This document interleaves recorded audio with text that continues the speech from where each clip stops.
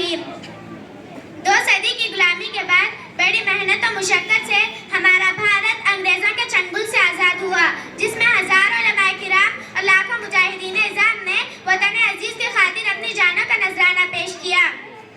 इसी क़ुव्वत और सलामती की ज़मानत और शरीक महाज हर कौम को बराबरी के हुकूक देने के लिए एक आईन तश्कील दिया गया। आज़ादी के बाद हिंदुस्तानी एक्ट 1935 को मंसूख करके जमहूरी निज़ाम, जिसमें मज़ाहिब व अक़वाम की रियायत करके 26 नवंबर 1949 को अरकान दस्तूर साज़ की दस्तखत से कबूल किया गया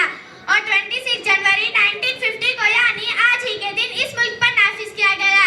इसीलिए इस दिन को पूरा मुल्क यौम जमहूरिया के नाम से याद करता है। इसी खुशी की मुनासिबत से इस दिन पूरे मुल्क में फौजी परेड, मुख्तलिफ किस्म की रक्स और मिठाइयाँ तकसीम की जाती हैं। स्कूलों कॉलेजेस में अपनी नौयत के प्रोग्राम मुनाकिद करके मुजाहिदीन आज़ादी, मुल्क को जमहूरी निज़ाम देने वाले देश के सपूतों को याद किया जाता है और उन्हें खिराज तहसीन पेश किया जाता है। इस खुशी में हमारे मदारिस, जिनके जियालों ने मुल्क की खातिर अपनी जानें कुर्बान की और बराबर के शरीक रहे, और आज भी हकीकी खिराज तहसीन मुल्क के शहीदाने वतन को यहीं से पहुंचती है, मगर इन्हें नजरअंदाज कर दिया जाता है और मीडिया की कवरेज इन्हें हासिल नहीं होती, क्योंकि ऐसे में मदारिस के लोगों के वतन के खातिर मोहब्बत और कुर्बानियां देखकर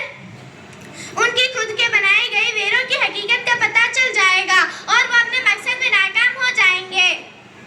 यकीनन मदारिस और मकातिब में जिस जोश और खरोश से जश्न मनाया जाता है, वो काबिले दीद होने के साथ साथ फिरका परस्त और फसादी मीडिया की नींदें हराम करने वाला मंजर होता है। आज़ादी के बाद कुछ दिनों तक इस मुल्क में हिंदू, मुस्लिम और तमाम मज़ाहिब के लोग प्यार और मोहब्बत से जिंदगी बसर करने लगे। एकजुट होकर भारत को तरक्की की राह पर गामजन कर दिया। बरी बिना हिंदुस्तान को दुनिया का सबसे बड़ा जमहूरी मुल्क और अपने देशवासियों के दरमियान बिला तफरीक कौम और मिल्लत को बराबरी का हुकूक देने के मुल्क से मौसूम होने लगा, मगर आपसी भाईचारगी मुल्क की